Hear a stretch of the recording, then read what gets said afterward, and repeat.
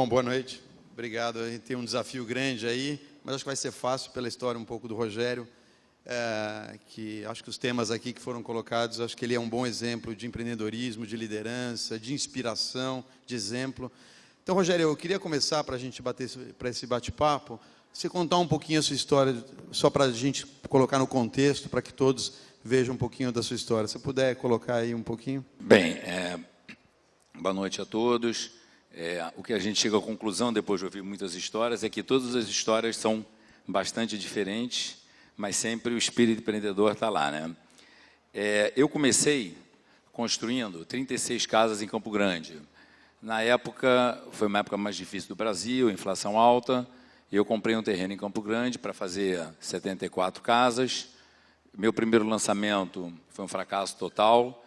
No primeiro fim de semana tinha uma casa vendida só, e na época o gerente de vendas da Jurubo Goricim propôs: Rogério, compra uma piscina Tônia, não sei se você lembra o que é piscina Tônia, a piscina de fibra, madeira, bota um deck de madeira e vende como se fosse casa com piscinas privativas.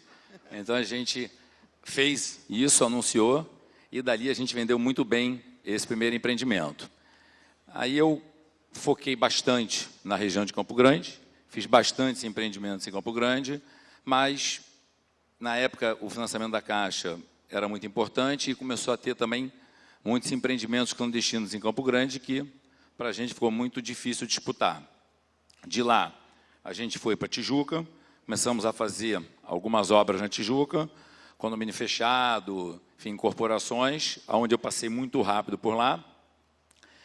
E, como, né, eu acho que a vida sempre é um detalhe, né, todas as histórias aqui são bacanas, mas se a gente pegar, né, tem várias coincidências, tem vários momentos que a sorte, entre aspas, também, né, ajuda.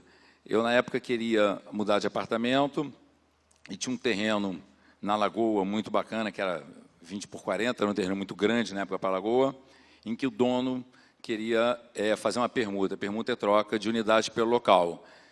E eu, como eu estava querendo me mudar, depois de muito procurar, eu achei que era uma oportunidade que eu tinha de entrar na Zona Sul. Só que, na época, né, eu vinha de Campo Grande, alguns construtores até disseram para ele como é que ele ia fazer a permuta com um construtor de subúrbio, né, e tudo, e ele não... Enfim, depois de algum tempo, ele resolveu não fazer o negócio com a gente. Era um terreno perto lá onde eu morava, e eu me lembro que toda vez que eu passava em frente ao terreno, eu olhava assim para o lado, nem para ver, né, para não ficar com a dor de ter perdido o negócio, mas passou uns 2 meses, o dono não fez a permuta, ele resolveu vender a dinheiro, e aí eu fui muito rápido, e acabou que eu consegui comprar o terreno. Agora, para comprar esse terreno, onde eu acho que fez bastante diferença na história da CHL, foi quando a gente meio que botou quase que tudo, né, na compra daquele empreendimento. Foi uma época que o Lula, foi a primeira eleição do Lula, que ele estava ameaçando ganhar no primeiro turno, tudo, e a gente arriscou bastante. Isso foi mais ou menos novembro, dezembro, a gente procurou várias pessoas para entrar de sócio, o mercado imobiliário era muito difícil, né, não tinha tantas oportunidades assim de sócios, e ninguém quis, né, e aí, enfim, eu peguei na época, uma das poucas vezes na minha vida, um dinheiro alto emprestado no Safra, Itaú não financiou. Não, mas isso é verdade mesmo, depois eu faço a queixa particularmente. É sem comentários. Cadê? Aí, em janeiro, eu fui no meu médico, eu tinha uma dor de cabeça, aí ele falou: Rogério, vai no oftalmologista, né? Aí eu fui no oftalmologista, o cara, eu devia dinheiro, né?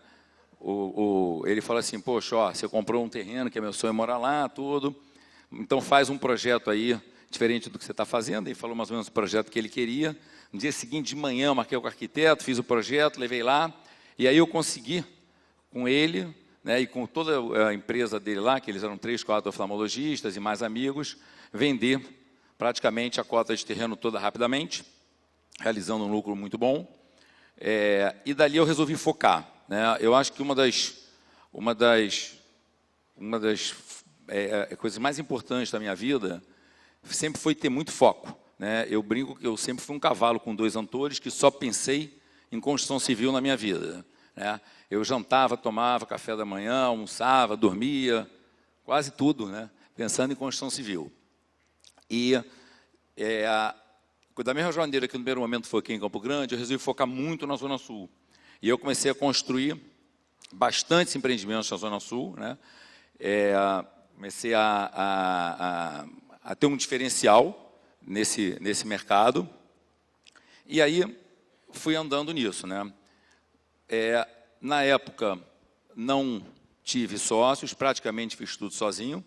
Até tem uma história bastante interessante na minha vida, porque quando eu estava começando, né, o Zeca Gabrowski, que veio a ser o presidente da PDG depois, ele trabalhava no Icatu. Eu peguei um terreno que estava muito no iniciozinho e fui oferecer para ele no Icatu, né? E eu, né, assim, meio nervoso, eu tinha 30 e poucos anos, para falar com o Zeca, lá do Icatu. E eu me lembro bem que eu, né, subi o elevador, era um prédio, acho que na Almirante Barroso, subi o elevador, cheguei, o Zeca sempre muito simpático, mas ele falou, olha, eu não conhecia ele, não. Ele falou, Rogério, eu tenho 5 minutos, que eu tenho uma outra reunião. Eu mal comecei a falar, ele falou, esse negócio não interessa. Peguei a pastinha, fui embora. 5 minutos depois, eu estava descendo no elevador. E eu me lembro bem que, eu olhando assim para mim no espelho, eu falava, caramba, não vai dar certo, né? Vai ser difícil isso. Porque, poxa, realmente você começar, né, apesar, né, da história do meu pai, que é uma história de construção civil também, de sucesso, tudo, mas nessa época eu estava, assim, caminhando sozinho, ia ser difícil. Enfim, andando, o tempo foi passando, eu fui fazendo vários empreendimentos na Zona Sul, adotei uma estratégia de marketing bastante agressiva, eu não anunciava mais no classificado, só anunciava no noticiário. Acho que todo mundo gosta de dizer que ele sempre foi o primeiro a fazer alguma coisa, né? Então, mas eu acho que, não sei perguntar para um Globo, eu acho que eu fui o primeiro a anunciar bastante mesmo em noticiário. Tanto é que até minha posição, até algum tempo atrás no Globo de noticiário, sempre era muito boa, porque eles perpetuam isso quando você é um cliente assíduo lá. E até que um dia, né, surgiu uma oportunidade, que foi comprar, não sei se vocês conhecem aqui, o empreendimento, a Wilson King, na Bento Lisboa, né, onde eu fiz um empreendimento que acho que foi o maior empreendimento da Zona Sul aí, nos últimos 20, 30 anos, que foi o Quartier Carioca, que foi 900 unidades. Na época, para mim, era muito difícil, eu não tinha o dinheiro todo para comprar, de novo procurar sócios, de novo quase ninguém quis, né? Na verdade, eu procurei um que não quis, que achou muito grande, e aí fui no Pactual. Quando eu chego no Pactual, o Pactual também, que ficava me paquerando aí para ser sócio durante muito tempo, na hora H, não estava querendo muito, até o Michel está aqui, né, que participou na época disso.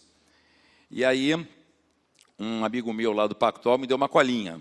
Falou, Rogério, faz o seguinte, Rogério Schor, né, empresta dinheiro para o Pactual, né, você entra com 60, eles com 40, 5 ou 10% você empresta para eles, que eu acho que eles entram. Aí eu não tinha, Michel está por vida aí, né, mas não tinha muita opção, né? Aí eu resolvi, então, topar, e eles negociaram muito bem, né? Você vê como é que o mundo muda, né? GPM mais 18% ao ano, né? Porque eles deveriam dinheiro, e a gente resolveu comprar esse terreno, né? Onde eu acho sempre, né, que tem determinados momentos na vida que você tem que decidir, não adianta. E são momentos sempre de risco muito alto, né? Porque ali, de novo, mais uma vez, eu diria que eu estava com quase tudo meu ali nesse empreendimento, né? E foi uma história, no início, meio triste, porque o terreno era na época do Samuel Barata, né, da Drogaria Pacheco, e a opção ia vencer em julho, e o projeto não estava aprovado ainda. Eu me reuni com toda a prefeitura, falaram, Rogério, pode comprar porque a gente vai aprovar. Aí a gente compra o terreno, paga à vista o terreno, passa um mês, mais ou menos, vem a outra secretaria, emite um decreto que discute o gabarito da região somente de 11 para 3 andares.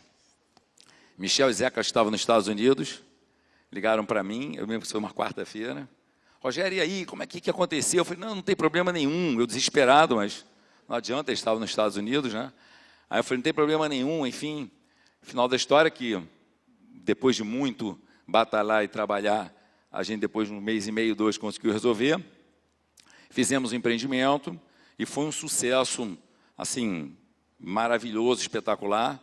No dia, para entrar no apartamento modelo, tinha fila de 20 minutos, as pessoas ficavam na fila. O Gilberto, né, que era o dono na época do Pactual, eu peguei ele para mostrar o apartamento modelo, as pessoas começaram a berrar, não pode furar fila, não pode furar fila, não pode furar. Então, quer dizer, foi um sucesso assim espetacular.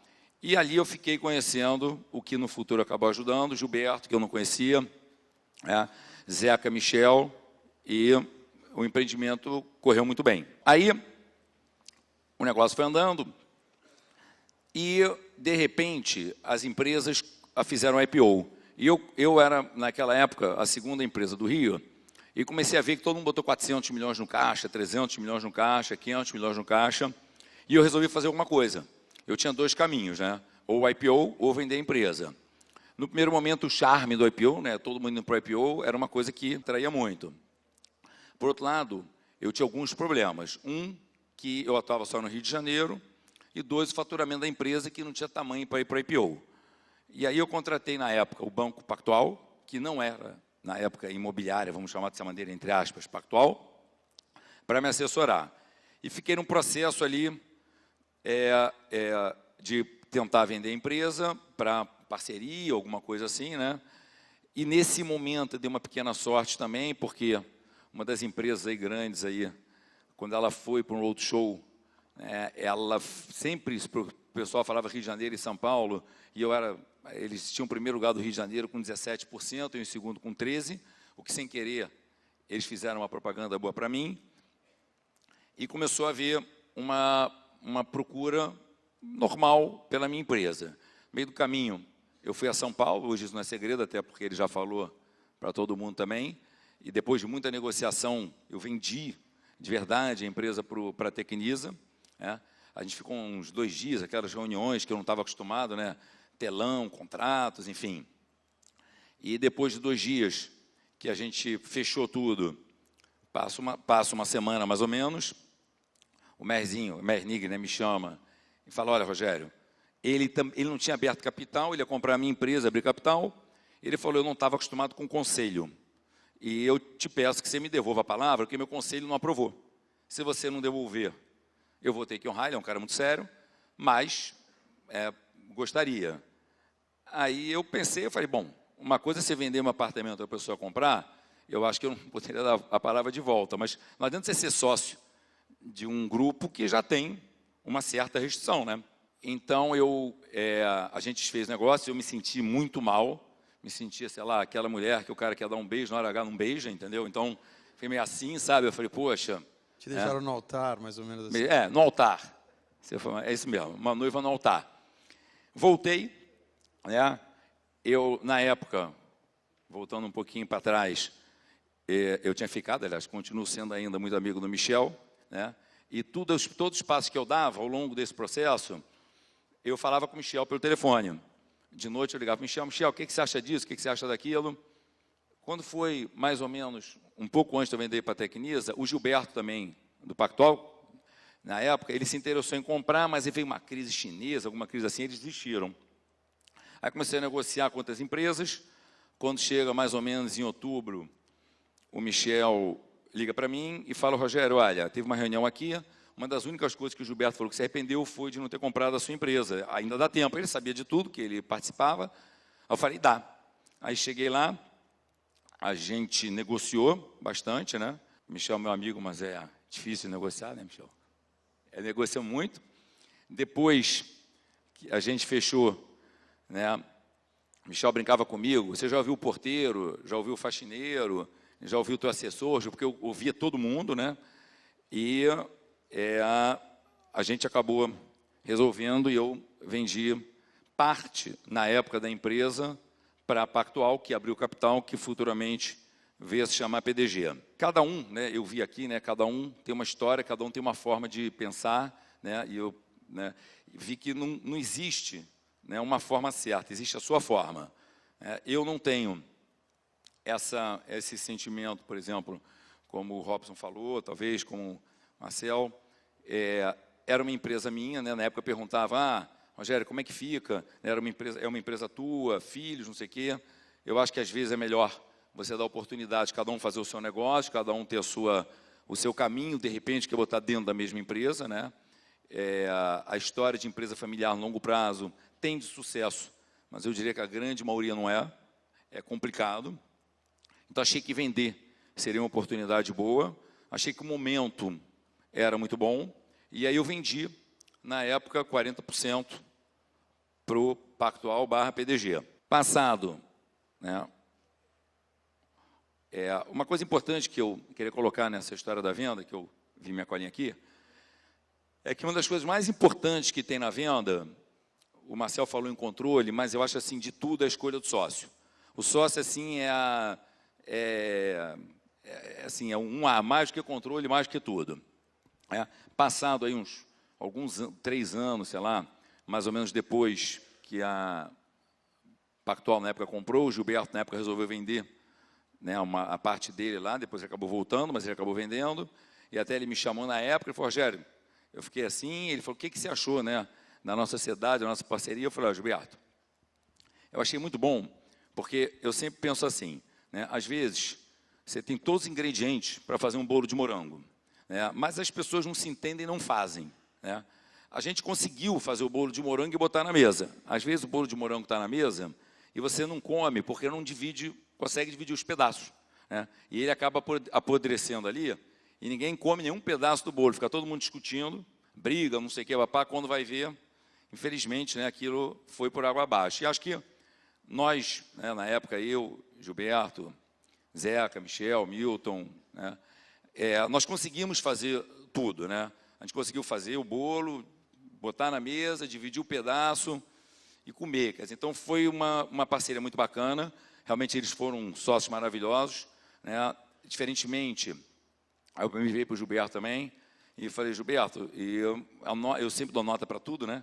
Falei, a nota que eu dou para a nossa relação, né, é a nota 9, porque se eu fosse sócio de mim mesmo, eu também daria nota 9 para mim, eu também não daria 10.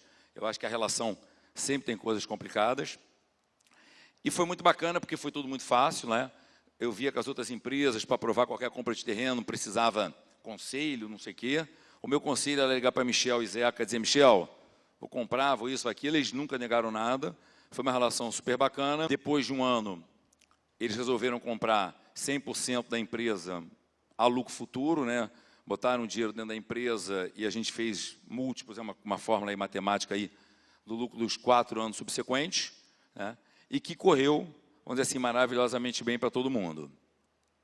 Essa fórmula é uma fórmula que eu acho, né, sempre que as pessoas, eu acabei, entre aspas, né, virando consultor de várias pessoas que querem vender as empresas aqui no Rio de Janeiro, vieram falar comigo, e eu sempre falo para todo mundo, se você precisa de capital dentro da empresa, é a melhor fórmula do mundo, porque você vai demorar 20 anos para crescer, com capital você cresce em 5 e vende, né?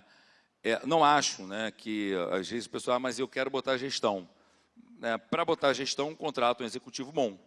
Claro que a gestão sempre é bom, não é ruim, mas eu acho que essa velocidade do capital, de empresas que precisam de capital, é muito boa porque você acelera o seu crescimento. Eu, para chegar onde eu cheguei em faturamento, ia demorar 20 anos, 30 anos. Eu, em 3 anos, porque a PDG botou um dinheiro grande nas empresas, né, eu consegui chegar num patamar que eu ia demorar muitos anos para chegar. Pelo menos para isso o banco pode ajudar, então. O Itaú também ajudou bastante nessa hora. Só fazer uma pergunta aqui, que eu acho que toca um pouco nessa questão de liderança. Assim, qual o segredo, então, que você acha para um empreendedor ou para um líder bem-sucedido? Qual o segredo ou qual a sugestão que você daria para qualquer um de nós aqui como empreendedor? O primeiro que eu falei, eu ter muito foco, muito foco. O segundo é arriscar, não tem jeito. E arriscar dentro do momento certo, na hora certa, e aquela hora você meio que abraçar e ir em frente, né? O terceiro, que é uma filosofia que eu sempre adotei na minha empresa, é sempre, né, se culpar. As pessoas têm muito essa coisa assim, né? A culpa é do fulano, é do Beltrano. Eu sempre procurei assumir a responsabilidade de tudo, porque aí com isso você consegue arrumar a solução. acho que você tem que dar o exemplo, né? Isso aí é óbvio. Acho que a ética na empresa é sempre fundamental, né? A ética, até pela ética mesmo, é uma coisa bastante importante. Acho que é isso. Mas um ponto que você falou importante é a questão de liderança, né? De pessoas, de se culpar, como você fala, de assumir responsabilidades e tal. Você tem, assim, algum modelo de gestão de liderança, gestão de pessoas? E como é que você consegue transmitir essa liderança, por exemplo? Qual é a sua receita aqui para a gente nesse sentido? Você tem alguma coisa que você gostaria de destacar? Sim, olha, eu sempre botei os diretores e eu sempre dei total autonomia para eles. Eu acho assim, eu nunca mandei não contratar ninguém, contratar alguém. Eu sempre realmente deixei eles tocarem cada um o seu setor. Sempre teve muita discussão, várias discussões, discussão até acalorada, sabe? Acho que isso é bastante importante dentro de uma empresa. Eu costumo dizer que essas discussões mostram os executivos que são bons, porque aqueles que ficam nervosos, né, que se importam e tudo, são pessoas apaixonadas. Então, sempre bastante discussão, né? E você deixar, né, quer dizer, cada um tocar o seu setor dentro da responsabilidade dele. Outro ponto que acho que vale a pena falar um pouquinho é a questão de inovação, né? Você teve mudanças de cenário, o próprio setor passou por várias mudanças, você mudou muito na companhia, saindo da Zona Oeste, vindo para a Zona Sul, enfim, assumiu alguns desafios, tal. Acho que inovação é um dado importante aí, saber agir perante a inovação, né?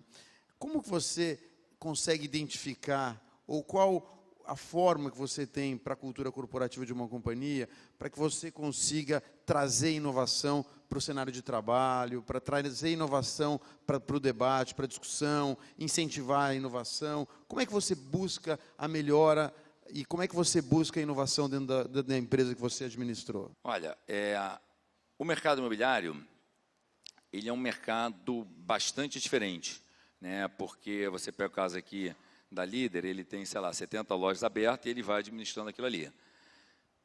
Não quer dizer que é mais fácil ou mais difícil, mas é diferente. Para nós, cada negócio já é uma inovação. Você tem que comprar um terreno, você tem que fazer um orçamento, é tudo um business novo, sempre de capital intensivo. E eu acho que a grande diferença que existe no mercado, eu sempre penso muito na venda, eu sempre fui uma pessoa muito focada em venda, venda, venda. É sempre o marketing, quer dizer assim, eu acho que essa parte de marketing no mercado imobiliário é muito importante. Aí, a gente tem um exemplo que para a gente foi muito marcante, né, que foi o caso do Estrelas, que ficou conhecido. A gente comprou um terreno ali na região ali da Belardo Bueno, que a gente brinca, falava que ali a faixa de Gaza do mercado imobiliário, né, onde todo mundo lançava. O mercado deu uma caída e depois de algum tempo, a gente não chegou a lançar um empreendimento, a gente falou, caramba, se a gente pudesse vender esse terreno pelo que a gente comprou, já seria campeão. Após bastante discussão interna, a gente viu que todo mundo em volta vendia os empreendimentos com garagem coberta, tudo, e a gente pensou assim, o sonho da pessoa, o sonho brasileiro é casa própria e carro, né? Então, o que a gente pensou? Em vez da gente fazer uma garagem coberta, vamos fazer uma garagem descoberta e vamos dar um carro para cada um. Por incrível que pareça, parece que a conta não fecha, mas a conta fecha. Até na época, alguns empreendedores não entenderam muito bem a conta, mas depois realmente acabaram entendendo. Então, a gente fez um empreendimento, fez um lançamento de 900 unidades, né, que era para dar, na época, 200 carros no primeiro momento. A gente acabou estendendo. A gente conseguiu vender 570 unidades naquela época, que para aquele local, para aquele preço, para aquilo que foi muito bom, quer dizer, eu diria até que foi o maior empreendimento da região. E, quer dizer, então, acho que a inovação, né, no mercado imobiliário, na parte de construção, é muito complicada, tá? Não é tão fácil, porque a nossa mão de obra é complicada, o Brasil, a parte artesanal ainda é muito forte, a aceitação, né, desses drywalls, dessas inovações tecnológicas é meio perigosa. Então, nessa parte tecnológica, olha, eu tenho, sei lá, 30 anos de mercado, eu não me lembro de ter visto grandes inovações, né? Existem eu ouvi muita história, mas na prática, realmente, eu não vi grandes inovações. Vi mais nessa área de marketing, nessa área de produto, nessa área de definir o projeto. Outra pergunta que eu queria fazer, quer dizer, você passou por um processo longo, quer dizer, montou a empresa, desenvolveu, cresceu e vendeu. Agora, o que você faria diferente se tivesse a oportunidade de começar tudo de novo? Começar tudo de novo, o que você teria feito diferente, como você faria? Eu acho que eu olho para trás e penso assim, se eu começasse tudo de novo eu mesmo, eu acho que eu não chegaria onde eu cheguei. Eu acho que foi muito momento. Ou seja, era o segundo lugar do Rio, na hora que houve o IPO, uma vez lancei empreendimento no auge do Plano Cruzado. Você tem vários fatores. Claro que o trabalho, a competência ajuda, mas tem momentos, né? Tem itens que são muito ao acaso mesmo. Agora, uma vez eu ouvi até de um escritor uma coisa muito interessante. Eu acho que ele falou assim, a única coisa que eu me arrependo na minha vida é de não ter errado mais, né? Então, acho que quando você dá chance ao erro, quando você dá chance a arriscar, eu acho que você consegue, muitas vezes, resultados surpreendentes aonde você acha que não vai, entendeu? Então, nesse sentido, e de onde, assim, olhando aqui um pouco da sua história, de onde veio esse seu espírito empreendedor? De onde você conseguiria dizer que esse espírito empreendedor, você nasceu com ele? De onde veio? Alguém te inspirou? De onde veio isso tudo? Olha, eu acho, obviamente, que meu pai era um grande construtor também, né? E, enfim, ele passou, né, esse espírito para a gente, né? O meu objetivo inicial, assim, quando eu era jovem, acho que muito jovem assim, não era especificamente construção civil, eu queria ficar rico, né? Acho que 90% o objetivo é esse, né?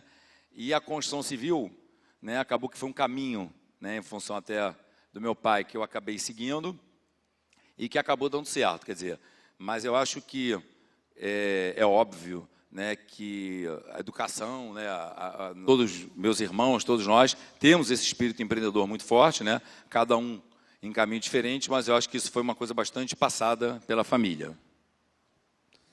Nesse aspecto, acho que a família ajuda bastante. Agora, tem algum desafio que te motiva mais? Quer dizer, agora que você passou por essa etapa, você acabou, enfim, toda essa história, mas tem algum desafio que mais te motiva? E em paralelo a isso, tem alguma coisa que te tira o sono? Quer dizer, nesse processo, se você pudesse comentar? Olha, eu resumi um pouco a venda da empresa, mas desde 31 de dezembro de 2011, eu saí, né, eu vendi totalmente a empresa, né? Isso que o Robson falou, de ter o nome líder, eu não vejo mais o nome CHL, porque CHL acabou, agora é tudo PDG, né? Então, quer dizer, eu estou há 1 ano e meio, há 2 anos, né? Hoje em dia eu brinco que eu vou fazer uma agência de viagem, né? Porque eu estou viajando bastante, né? Estou aproveitando esse período sabático que eu tenho. Hoje, eu não tenho assim grandes desafios profissionais. Hoje eu tenho um negócio de administração de locação, eu tenho muitas lojas alugadas, salas alugadas e administração financeira. Então, não tenho assim hoje, se pensar assim para mim, você tem algum grande desafio profissional? Eu não é uma preocupação da minha vida. Hoje a minha preocupação, obviamente, é caminhar os meus 3 filhos, né, para que eles também consigam cada um criar a sua história. Mas eu, pessoalmente, eu fui muito ambicioso, sou muito ambicioso, mas eu cheguei no limite da minha ambição. Cada um é cada um, né? Se ouve aqui o Marcel falar, né, ele, né, continua querendo crescer, o Jorge Paulo Lema, ele falou, fez não sei quantos negócios, com certeza ele está mais certo do que eu, mas é outra perspectiva, é outro objetivo. Eu não tenho isso, eu estou satisfeito, eu acho que quando você quer crescer muito, você corre risco, eu não acho que você consegue crescer sem correr risco, e eu não quero mais correr risco, acho que o mundo é cada vez mais perigoso, acho que as coisas são muito mais voláteis. Então, hoje eu ando num caminho bastante seguro, sem risco, e deixo agora cada um dos meus filhos ali, que estão aqui até, cada um procurar um caminho e seguir cada um o seu caminho. Deixa a vida me levar, né? É isso aí. Tá bom, eu queria que, claramente, a gente tem aqui um empreendedor, um líder realizado, construiu, fez, e agora está um pouquinho absorvendo a experiência de vida, entendendo um pouquinho mais quais são as lições. Eu queria aqui, em nome da Endeavor e dos parceiros, agradecer o Rogério. Acho que tem um exemplo aí para todos. Primeiro, de liderança, como eu falei, mas também de humildade, de reconhecer o que pode ser feito, ter aproveitado as oportunidades. Então, em nome de todos, queria agradecer, pedir uma salva de aplausos para ele. e parabéns.